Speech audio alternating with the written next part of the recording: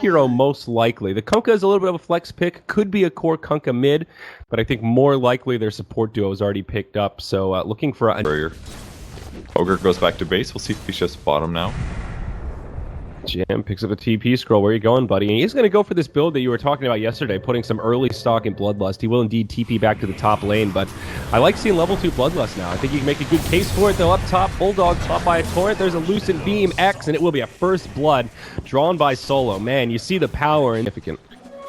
I want to play about 30% or something like that. It used to be 0.6 stun, which was about what it took to cast this spell. Yeah.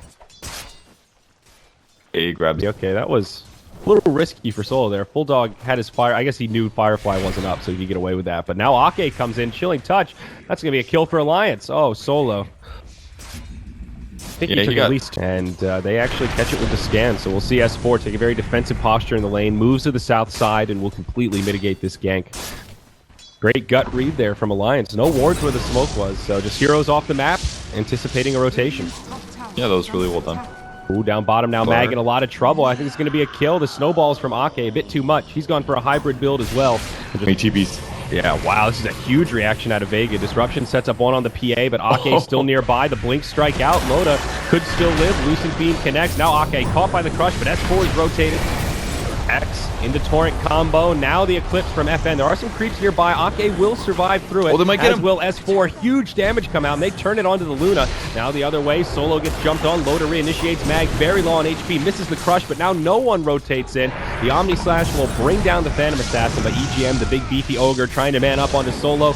Blade Fury will be there, and they'll find another kill. Vega getting a lot out of this. A 3-for-1. They lose their Luna, and they rotate 5. But they get some of the damage, very likely to Shatter here. I don't think he's quite in the threshold yet. They need one more auto attack. Shatter will expire, and he does live. Now on the other side, Akke may be in some trouble. Disruption expires off of S4. Akke will live, toss forward on the illusion. Now the lasso from Bulldog grabs Seoma the Slayer, but they don't have the follow-up damage to bring him down quite yet. Instead, the Bat Rider will have to man up a bit more. Sets it up for EGM to bring him down with a level 1 fire. Battle Fury and try and power farm for the next 10 minutes. I'm not quite sure either. I think he might be going the max Blink Phantom Strike build. I like this build quite a bit. Well, initiation down bottom onto Mag. Should be a nice easy pickup for Alliance here as Loda jumps in, gets a crit to show off. And the Slardar will... As you max out Phantom Strike, what it allows you to do on PA is reinitiate the battle constantly, but the problem with going that skill build is then you're less survivable because you don't have as much evasion and not as much HP. So you may be forced into a fast BKB. It's one of the problems with PAs that she just builds are not all very viable. And Vanguard is decent. Yeah, and there she is going to buy a Vanguard. It kind of offsets the... Getting hit by a boat, but they do bring him down with Shadow Poison. I think this Vanguard build on PA is a lot better now. We'll hold that thought. Lasso up top on the FN. Ice Blast going to follow up here. Luna in a world of hurt. Avalanche will connect. Flame Break back. She's definitely dead. The Shadow will complete the kill, and now Seoma the Slayer trying to make it out, but toss forward a few more auto attacks. I don't think he's going to live through this one. Ice Vortex, so powerful in those scenarios. Gives you the intel as they move into tree line, so no way to survive here. At best, he can hope for a deny into the Ancients, but doesn't even go for that. Instead, drops a Purge, but there's just no exit plan here. I mean, he's making some space, makes the most out of it, wastes a little bit of Loda's time. That's still a killing spree down. PFN just waiting to drop the Eclipse. There's still a lot of creeps nearby. S4 does have a TP, as well as a couple of those moon drops. Oh god, Merlini's infected me. A couple of the raindrops. And nice toss, and he'll actually survive. S4 with a pretty crafty play there. Now they turn it around. Lasso from Bulldog. S4 very low on mana, but EGM is nearby with a stun.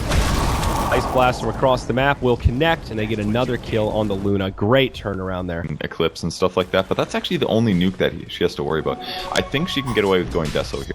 And Deso's just super effective against it. Mag up top gets destroyed. Loda gets a lucky crit as he jumps in. And Dagger. Exactly. Getting a Basher on PA is fabulous now. If you throw a Dagger and get a Bash, that's an easy setup for anyone else to come in and follow up. S4 with the Blink Dagger jumps in onto Solo. Not enough to one-hit KO him. Well, I guess two-hit KO him with the combo, but they will still find the kill. S4 takes a fair bit of damage. Soul Catcher into the tower. A little bit of Shadow Poison. Actually, more than I thought. He almost gets a counter kill.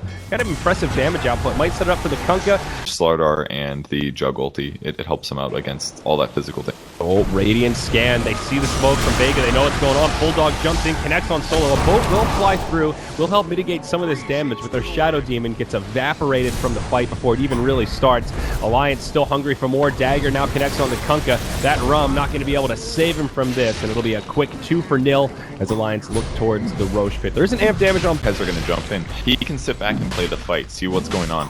Because the only way that he dies in these team fights is basically Eclipse. Luigi might just get blown up. Yeah, he walks to the high ground, but he does play Sacrificial Lamb at the ideal time. Make sure Roche goes down, no Aegis gets snatched, and will only be a single death. Now FN pops the Eclipse, a lot of damage onto Loda. He's going to man up, though. He just destroys the Luna. They will lose S4. They will also lose the Aegis from a crush on the Slardar. Seoma, as well as the Shadow Demon on the backside, putting a lot of pressure on these supports. Akke will fall. Now on the other side of the fight, Bulldog getting low. PA still doing a lot of damage, but it looks like Vega might be able to take this fight. Torrent combo with the boat onto Loda. They're going to get full wiped here. It's Vega's fight to win, and wow, I thought EGM playing the sacrifice Shadow Blade up on S4. So going a lot of mobility tools here. You can be the mobile ward, scout it out, see this fight brewing, and get initiation on the Mag. Great stun from Mag to turn it around on the S4. Sets up the Omni Slash. They do go 1-for-1. Slardar for Tiny. No one in the front line with the Blade Fury on. Alliance kind of on the back foot, but maybe looking for an angle to reinitiate here if they could find it.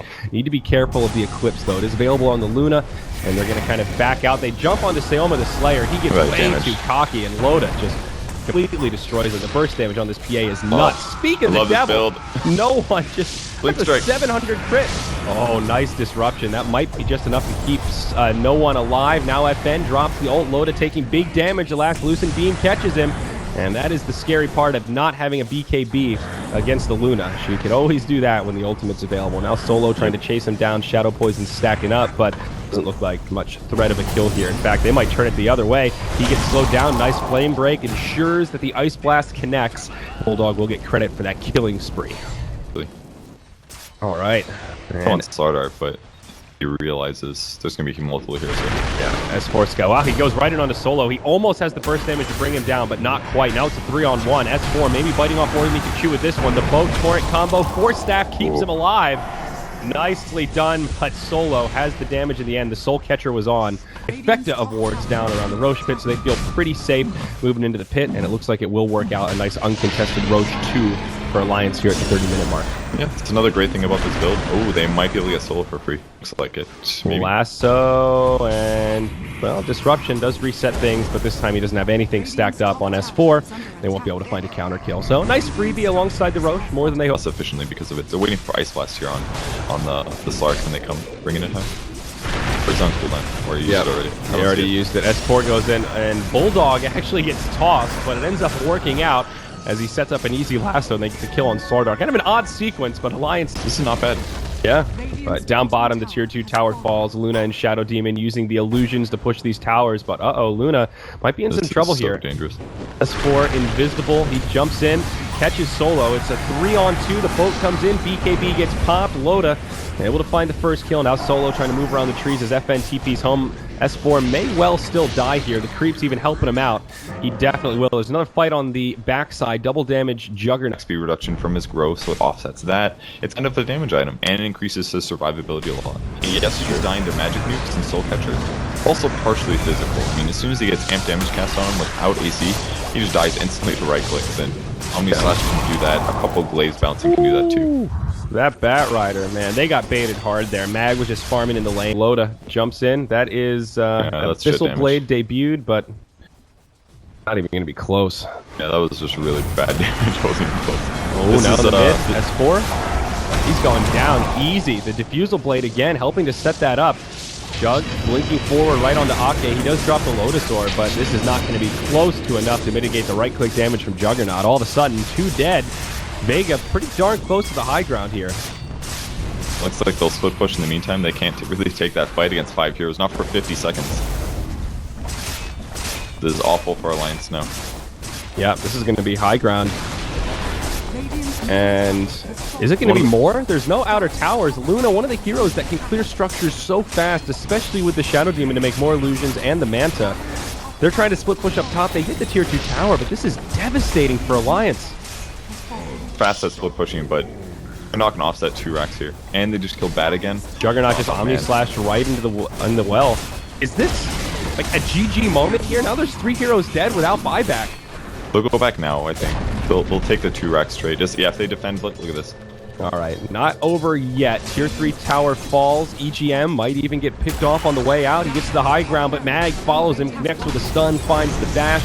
And no way the Ogre lives here. Loda does hop out solo. Uh-oh, he might have lingered around a bit too long here. Force Staff on cooldown. Ice Blast going to fly overhead. Disruption will slow things down a little bit, but Ice Blast will catch him, so he is going to be victim of Shatter and PA. A couple of easy crits. So they get one recovery kill and a tier 3 tower and a tier 2 tower in exchange for 2 lanes of barracks. Obvious advantage there for Vega.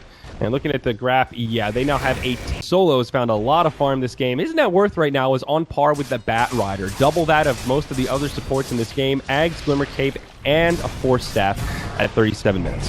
So worth it, because he can remove Loda's passive. Yep, here we go. S4 maybe in some trouble. He catches the initiation. Slardar jumps in, lasso onto no one. BKBs get used, but it's not enough to save the Juggernaut. That'll be his unstoppable streak down. They do lose the Bat Rider. Maybe not the best fight for Alliance. A 2 for 3. It's starting to come together, but FN now doing huge damage. The follow-up stun from Mag does secure the kill. 3 for 3, only 2 left alive on both sides, but Loda without a BKB is feeling pretty scared here. Luna's already used the Eclipse, but just look at the glaives bouncing back and forth between the two. Loda will get caught by a stun. BKB now used by Mag. Alliance in full retreat mode. There's a small chance they can outplay this. Loda, Oh, God, the damage. oh man, that minus armor, he fell so fast, and now EGM's going to get caught. It's going to be a team wipe. 3 for 5, Vega finding the advantage. And that was without an Omni Slash on Juggernaut, mind you. He died before he could get it off. That could have been so much worse. Yeah, I mean, the fight went pretty okay for Alliance considering their position, but Tiny's just dying too rapidly. He's getting an avalanche toss pretty perfect. Roche is about to spawn. Vega do scan, though, and they see this coming. They know exactly what's going They're on. late, Bat though. Rider grabs Luna. Uh-oh, this might be bad for Vega. She gets hit by the Ice Blast as well. Follow-up damage. Now Loda taking huge DPS. He has the BKB on, but he will fall. Right now it's a 1 for 2 favoring Vega. EGM going to try to stand his ground, but that won't happen either, and Alliance are just getting cleaned up here. FN might fall, but Luna able to get off the right clicks. The crit onto S4. He just looks like he's made of paper. And with a full 5-man wipe, Alliance will call the GG. And these odds have completely switched sides here. Alliance were the favorites coming in, but Vega with a very dominant performance in Game 1. A much-deserved win. 30-27 in 41 minutes. It looked kind of even for a while, but it was just that one fight where Vega were able to punish so hard. Just a couple of pickoffs without buybacks in the mid-game, and say goodbye to your barracks. Solo ending that game 10-10-10 on the Shadow Demon. Really seeing why that hero is first pick, first ban material right now, Perch. And he didn't even have to abuse the Luna illusions that much this game. He just set up a lot